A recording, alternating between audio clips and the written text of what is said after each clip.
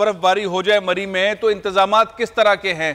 Subscribe करें और bell दबाएं ताकि कोई खबर रह न जाए। अच्छा, ये बताइए कि इस वक्त अगर और बारिश हो जाए और बर्फबारी हो जाए मरी में तो इंतजामात किस तरह के हैं?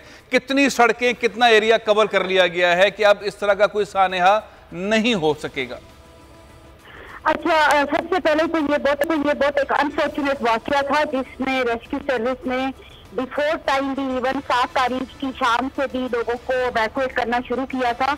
और उस दौरान जो हमारे रेस्क्यू के स्टेशन हैं और उधर से देखें तो आर्मी लॉजिस्टिक सेल है, वहाँ पे बाकी लोगों को निकाल दिया गया था। ये 5 व्हीकल जिसमें विक्टिम ट्रैप रह गए और वो वहीं पे उसकी इंफॉर्मेशन हमारी जो सर्च टीम कर रही थी उसको मिली तो उनको निकाला गया और 22 लोगों को इवैक्यूएट करके उनको भिजवाई गई, उनकी बॉडीज RIU रावलवाई को हैंड ओवर किया गया।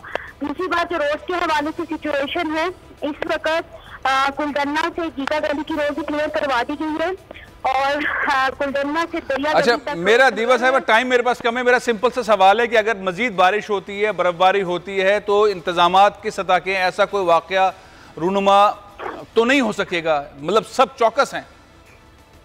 मेन रोड क्लियर करवा दिए गए। एक आपसे रिक्वेस्ट है, कुछ लोग अपनी गाड़ियां बस इक्का दुक्का कुछ लोग गाड़ियां छोड़ के चले गए थे जिनको साइड पे तो कर दिया गया, लेकिन अगर स्नोफॉल मजीद होती है तो वो फर्दर ऑपरेशन में एक चैलेंज होगा, तो वो लोग भी आप आए जो गाड़ियां फंसी वो चैलेंज होगा। बहुत बहुत शुक्रिया दीवा साहब।